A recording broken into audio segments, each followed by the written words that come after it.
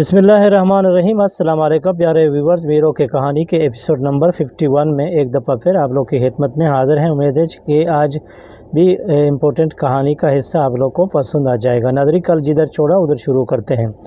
नादरी, मर्द जो दरबार में बैठा हुआ था तो सब आदमियों ने अपने दाद वसूल करते हुए तो वो मर्द ने इधर उधर करके अपने आप को चापलूसी से उधर से बड़ी मुश्किल से निकाल दिया और बाहर आया और अपने गधे के साथ रोने लगा। तो रोने के बाद उसने अपने गधे का जो फालान था, यानी उसके ऊपर जो ज़ेन था, तो ज़ेन को उसने उठा के खोल दिया और अपने कंधे में चढ़ा के उधर से सीधा बादशाह के महल से निकला और अपने रास्ता लेके फ़ौरन उधर से निकल गया और खुदा का शुक्र लिया कि बादशाह ने उसको नहीं देखा और वो जल्दी से निकल गया और कुछ मुसीबत और बला से बच लिया। अपने दिल से बिड़बिड़ाते हुए बोला कि मैंने अपने बीवी को बोला कि हमको बादशाह के महलों वगैरह में न भेजें, लेकिन उस कमबख्त ने हमारा बात को एक ही भी नहीं सुना। तो चुनांचे नाज़रीन, मर्द उधर से निकल गया तो बादशाह ने सब आदमियों को दाद वसूल करते हुए आखिर तक वो मर्द का जब बारी आया तो बादशाह हैरान हो गया। तो पूछा कि वही मेहमान किधर है। तो उसने अपने दरबारी और पासदारों को बुलाया कि सर, वो मेहमान अभी तो इधर नहीं है, वो इधर से महल से निकल गया। तो उधर गेटमैन के साथ गया और बाहर पूछा तो गेटमैनों ने के बोला कि अभी उसने अपने मरे हुए गधे के पालान को उठाया और इधर से सीधा अपने रास्ता गया, पकड़ा और सीधा इधर से निकल गया। तो नादरीन बादशाह को भी मालूम हो गया कि उसका गधा भी मर गया। तो बादशाह ने उधर हैरानी से उसको बोला और अपने कारदार और वज़ीरों को बोला कि जल्दी उसको ढूंढें।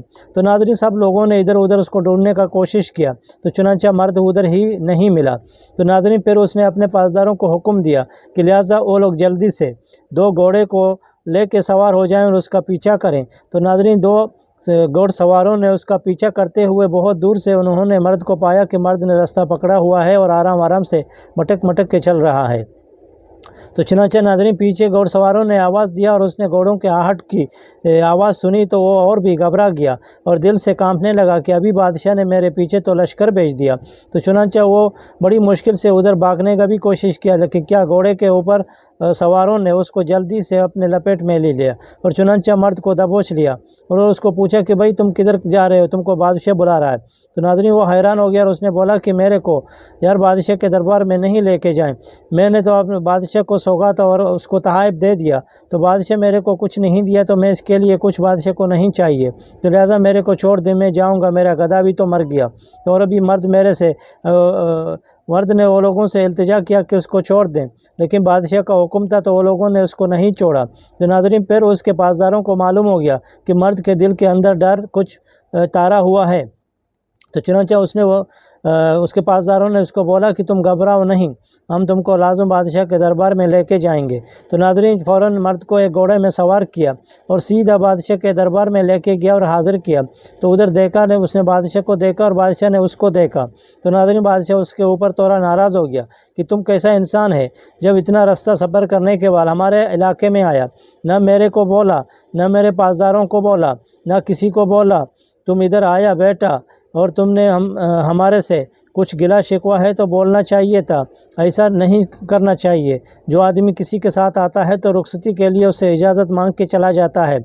हमारा तुमको खाना पसंद नहीं आया, हमारा इधर का दीवान वगैरह तुमको पसंद नहीं आया, हमारा कचेरी तुमको पसंद नहीं आया, या कि हमारा शक्ल और सूरत तुमको पसंद नहीं आया, या हमारा मेहमान नवाजी तुमको पसंद नहीं आया। नाज़रीन, इस बातों को करने के बाद मर्द तो ज़्यादा हैरान हो गया, लेकिन उस अपने दिल में सोचने लगा कि मैं बादशाह को क्या जवाब दूँ।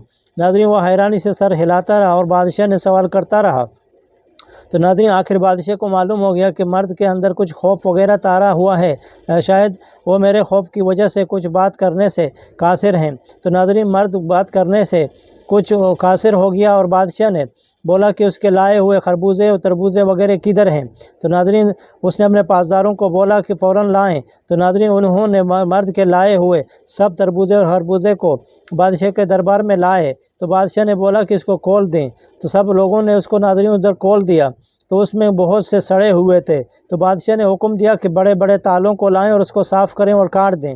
تو ناظرین، بادشاہ کا حکم کے مطابق سب آدمیوں نے بڑے بڑے تال وغیرہ لائے، بڑے بڑے تشت وغیرہ لائے اور خربوزے تربوزوں کو صاف کر کے کھانے کے لیے ریڈی رکھا۔ تو ناظرین، اس نے ایک پیس بادشاہ نے اپنے ساتھ رکھ دیا اور کچھ پیس مرد کو بھی دے دیا اور کچھ وزیروں کو دیا، کچھ نوکروں کو دیا، اور سب کو حکم دیا کہ بے دربار میں بیٹھے ہوئے سب لوگ باری باری سے تربوزے کھالیں۔ اور ناظرین، بادشاہ نے بولا تو سب لوگوں نے تربوزے کھانا شروع کیا۔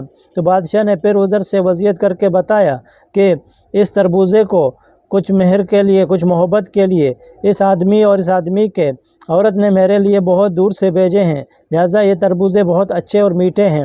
تو ناظرین، سب لوگوں نے تربوزے کھا لیے اور مرد کی تعریف کیے کہ کیا لاجواب بہت اچھے تربوزے لایا ہوا ہے۔ ناظرین، اس تعریفوں کو سنتے ہوئے مرد کا دل تھوڑا اچھا ہو گیا اور اپنے ٹھکانے میں آ گیا۔ تو ناظرین، لیکن اس کا جو خوف اور خراش طاری تھا وہ بھی پھر بھی خلاص ہونے کا نام نہیں لے رہا تھا۔ کبھی اس کے ہاتھ کانپتے تھے، کبھی اس کے جسم کانپتا تھا، کبھی اس کے پاؤں کانپتے تھے، نہ جانے وہ اپنے آپ کو کیسے کنٹرول میں رکھیں، کیونکہ اس نے دل ہی دل میں وہی بات سوچے رکھے ہوئے تھے کہ میں نے بادشاہ کو رات کو ملا تھا تو میں نے بادشاہ کے ساتھ کچھ غلط زبانی اور تلخ کلامی سے بات کیا، شاید وہی بات کے عوض میں بادشاہ میرے کو کچھ سزا دے گا۔ لیکن ناظرین، بادشاہ ایسا انسان نہیں تھا، وہ ایسا رحمدل انسان تھا، تو اس نے اس کو سزا دینے کے بجائے اس نے اپنے وزیر اور غزیروں کو حکم دیا کہ تم لوگ فوراً جائیں اور اپنے جو اسٹور کے اندر سے اس کے لیے کچھ سونا وغیرہ لائیں۔ تو ناظرین، انہوں نے کچھ سونا وغیرہ بھی لا دیے۔ تو اس نے سونوں کو بولا کہ یہ سونے آپ کے بیوی کے لیے گفٹ ہیں، میں نے دیے ہیں۔ تو لہٰذا ناظرین، مرد تھوڑا خوش ہو گیا۔ ناظرین، اس کے بعد تو اس نے کیا کہ اس نے بولا کہ ابھی یہ جو پیسے ہیں یہ پیسے پھر آپ کے لیے ہیں۔ تو ناظرین، اس نے پیسے کو اپنے جیب میں رکھے اور سونے وغیرہ کو جیب میں رکھ دیا اور ادھر کچھ سامانوں کے ساتھ اس کو صحیح کر کے بادشاہ نے اس کے ہاتھ میں دے دیے کہ اس کو اپنے عورت کو دے دیں اور میرے لیے اس کو سلام کریں۔ تو ناظرین، پھر اس نے اپنے وزیروں اور درباریوں کو حکم دیا کہ ایک گھوڑے لائیں مرد کے سواری کے لیے۔ تو ناظرین، چنانچہ عورت کیا کریں کہ اس مرد نے ابھی خوشی ظاہر کیا اور گھوڑے میں چڑھ گیا اور آرام آرام سے ادھر سے راستہ پکڑا اور دل میں خوشی سے اپنے گھر کی طرف روانہ ہو گیا۔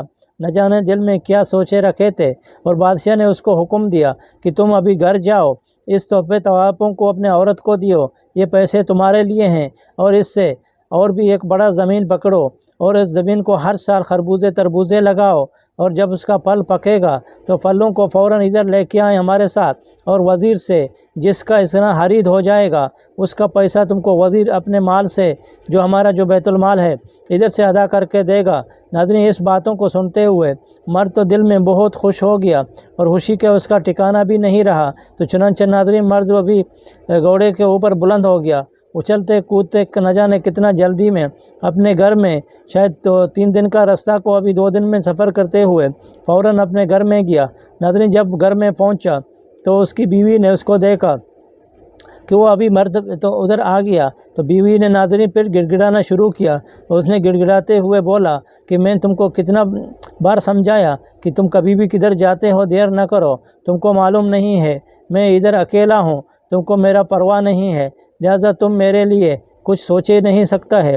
ناظرین، بیوی نے اپنے زبان کو دراز کرنا شروع کیا تو مرد نے ادھر بھی کیا کریں کہ اس کے بات کو سنیں اور یا غصہ کو اپنے اوپر کو چڑھا دیں۔ تو ناظرین، مرد نے دیکھا کہ وہ بیوی اس کا ابھی تو خاموشی کا نام نہیں لے رہا ہے، تو چنانچہ ناظرین اس نے دیے ہوئے بادشاہ کے فوراً تحفے کو سامنے رکھ دیے اور پیسوں کو بھی اس کے سامنے رکھ دیا، اور اس کو خوش کرنے کے لیے بیوی کو بولا کہ یہ تحفے تحائف ہیں، جو زیور اور زمرد وغیرہ ہیں، یہ بادشاہ نے آپ کے لیے خاص دیے ہیں اور یہ پیسے میرے کو دیے ہیں۔ تو ناظرین، اس تحفے و تحائفوں کو عورت نے دیکھا پہلی مرتبہ، وہ تو حیران ہو گیا، تو اس نے اس کو رکھ لیا۔ رکھنے کے بعد ناظرین پھر مرد کو خیال آیا کہ میں نے غلطی کیا کہ کیونکہ پورے تحفے تحائف اور پیسوں کو عورت کو دیکھا آیا، شاید عورت دیکھتے ہی دیکھتے پاگل نہ ہو جائیں اور اس کا ہوش سر سے نہ اڑ جائیں۔ ناظرین، تحفے تحائفوں کو دیکھنے کے بعد پاگل کو کیا معلوم ہے، اور اردو میں ایک جو ضرب المثل بولتے ہیں کہ گدا کیا جانے زعفران کا باوا۔ ناظرین ابھی اس کا عورت کو وہی سوجا تو اس کو معلوم نہیں تھا کہ زعفران کا کیا باوا ہوتا ہے، تو چنانچہ ناظرین تحفے تحائفوں کو چھوڑتے ہوئے عورت نے کیا کیا کہ پوچھا کہ ابھی تم ایک گھوڑے میں آیا اور ہم لوگ کا گدھا کدھر ہے؟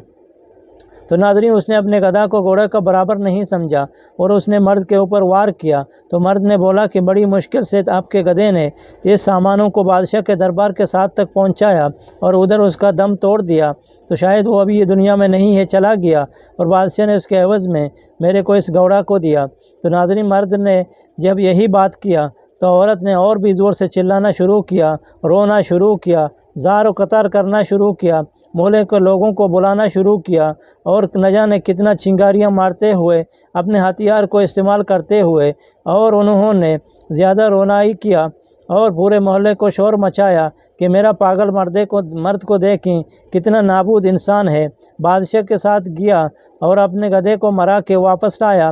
ناظرین ادھر بہت شور اور گلگلا تھا، نہ جانے وہ لوگوں نے کیا بات کرتا رہا، ہمارا بھی سمجھ سے بالا ہو گیا۔